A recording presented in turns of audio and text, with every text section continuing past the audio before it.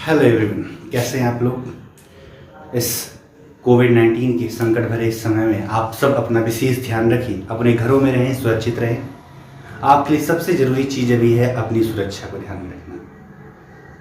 ठीक, जितनी ज़्यादा आप प्रिकॉशन रखेंगे उतना ही ज़्यादा आपके लिए लाभदायक है। आप ये देख ही रहे हैं, समय ऐसा है कि कोई मैटर नहीं करता कि आपके पास कितना पैसा है, कितनी पहचान है। हॉस्पिटलों में जगह नहीं खाली है, बेड नहीं मिल रहे हैं, ऑक्सीजन की कमी है, वेंटिलेटर्स नहीं मिल रहे हैं।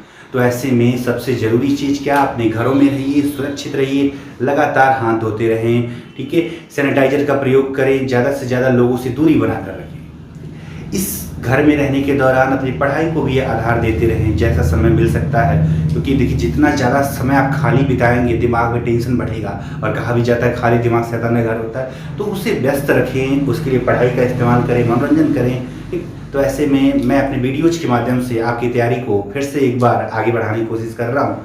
आज जो टॉपिक लेकर आए हैं संविधान का, एक महत्वपूर्ण टॉपिक है संसदीय समितियाँ। ठीक है, किसकी बात करेंगे, संसदीय समितियों की। देखिए भारत का संसद एक विश्व के सबसे बड़े संसदों में से एक है, जहाँ लगभग 550 और 250 लगभग कितने 800 के लगभग सदस्य हैं, जिसमें 137 करोड़ की आबादी को नीति नियंता एक संसद है।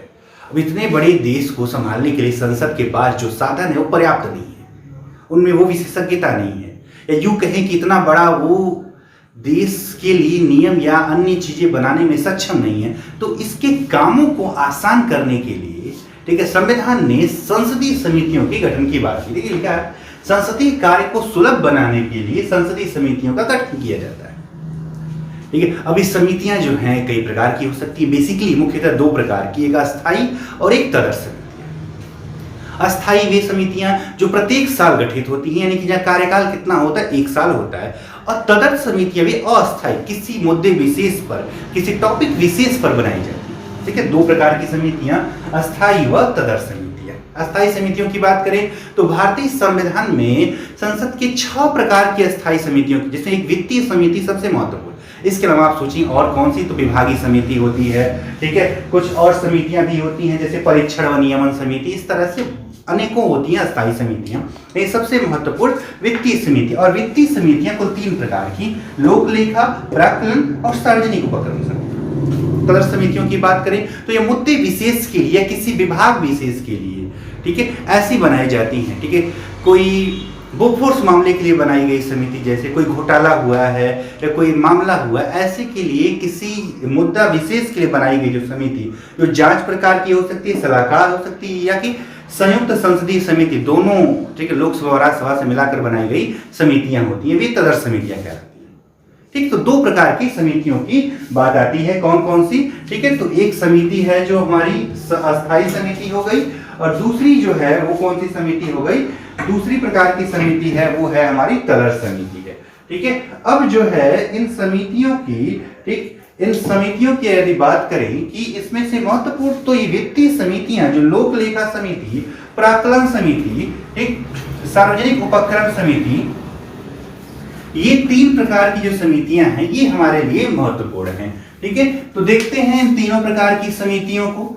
पहले प्रकार की समिति जो है वो है लोक लेखा समिति। देखिए एक चीज याद रखें, ये तीनों वित्तीय समितियां हैं। तीनों कैसी समितियां हैं, वित्तीय समितियां हैं। और पहली समिति कौन सी हो गई, ठीक है, वो है लोक लेखा समिति।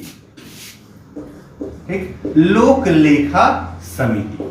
ठीक, महत्वपूर्ण समिति कौन सी, लोक लेखा समिति। अगर बात करें लोक लेखा समिति की, तो लोक लेखा समिति जो है 1919 के भारत सरकार अधिनियम द्वारा, ठीक है, 1921 में इसका गठन किया गया था। कब, 1921 में गठन, किस अधिनियम से, 1919 के अधिनियम से 1921 में इसका गठन किया गया।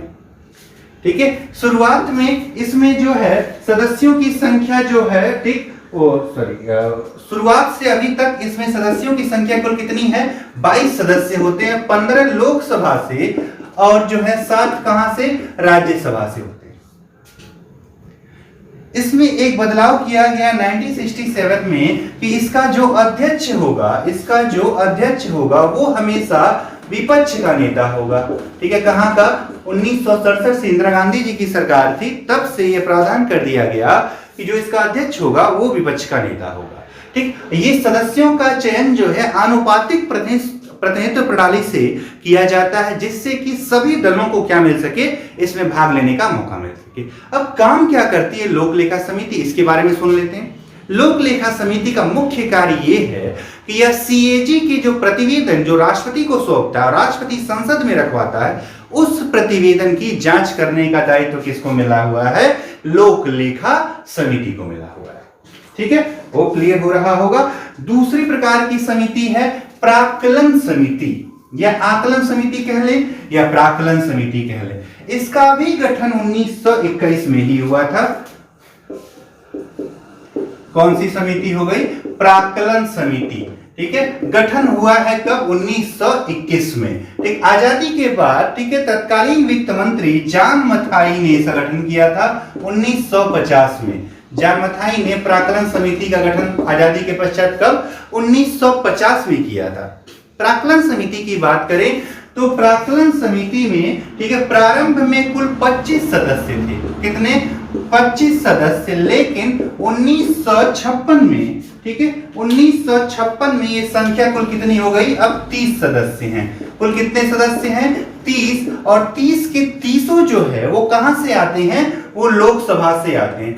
मतलब कि इसमें राज्यसभा का प्रतिनिधित्व नहीं है। कौन सी समिति में, ठीक है, वो जो है प्राक्कलन समिति में राज्यसभा का प्रतिनिधित्व नहीं प्रदान किया गया। एक बात और भी याद रखिए, जो सभी समितियां हैं ठीक है इनमें कोई मंत्री इसका सदस्य नहीं हो सकता। ठीक, प्राक्कलन समिति का काम क्या है, प्राक्कलन समिति का काम ये है कि यह बजट में जो भी व्यय और आय की घोषणा की जाती है उस संबंध में यह उस आय या व्यय को कम करने का प्रयास करते हैं। साथ ही जांच भी करते हैं कि जो पैसा दिया जा रहा है वो किस अनुसार खर्च किया जा रहा है। वो जिम्मेदारी किसको दी गई है, प्राक्कलन समिति को दी गई है। ठीक है, और तीसरा और अंतिम वित्तीय समिति है वो है सार्वजनिक उपक्रम समिति।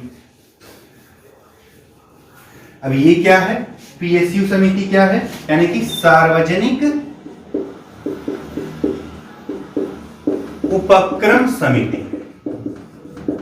ठीक है, अब बात करें सार्वजनिक उपक्रम समिति की तो 1964 में, कब, 1964 में कृष्ण मेनन ठीक है 1964 में एक कृष्ण मेनन समिति की रिपोर्ट के आधार पर, की सिफारिश पर एक इस समिति का गठन किया गया, जो कि कौन सी है, सार्वजनिक उपक्रम समिति, जिसमें प्रारंभ में 15 सदस्य हुआ करते थे। 15 सदस्य, 10 + 5, समझ गए ना, 10 लोकसभा से, 5 राज्यसभा से। वर्तमान में इसमें कुल 22 सदस्य होते हैं, 15 + 7। ये जो है वर्तमान वाली बात जो है 1974 से आई है। कब से, 1974 से। इसमें सदस्यों की संख्या कुल कितनी हो गई, 22 सदस्य। अब इनका काम क्या है, ठीक, तो जो सीएजी है, जो पीएसयू के एक पीएसयू से संबंधित कोई प्रतिवेदन सौंपता, उस प्रतिवेदन की जांच कौन करता है, सार्वजनिक उपक्रम समिति कहती है। इसके अलावा ठीक पीएसयू से यानी कि सार्वजनिक उपक्रमों से संबंधित किसी भी प्रकार के वित्तीय निर्णयों से संबंधित जो भी कोई मामला होता है, उस संबंध में जांच करने व और जो है इस संबंध में निर्णय लेने का अधिकार किसको मिला, सार्वजनिक उपक्रम समिति को मिला। ठीक, तो ये 2 प्रकार की समितियां होती हैं, एक तदर्थ समिति, ठीक है, तदर्थ समिति आपने जाना अस्थायी होती है, जांच विशेष, कोई मुद्दा बोफोर्स का मामला था, समिति बन गई। ठीक है, कोई अन्य मामला हो रहा है, समिति बन गई, वो तदर्थ होती है। अस्थायी हर साल बनती है। अस्थायी समितियों के अध्यक्ष की नियुक्ति लोकसभा अध्यक्ष करता है, जबकि इसमें से एक समिति वो है लोक लेखा समिति, उसका अध्यक्ष हमेशा विपक्ष का क्या होता है, मुखिया होता है। ठीक है, तो ये सारी चीजें हमारे संविधान में संसदीय समितियों के तहत की गई। इस लेक्चर में इतना ही, जल्द ही मिलेंगे एक नए लेक्चर के साथ। ठीक, धन्यवाद।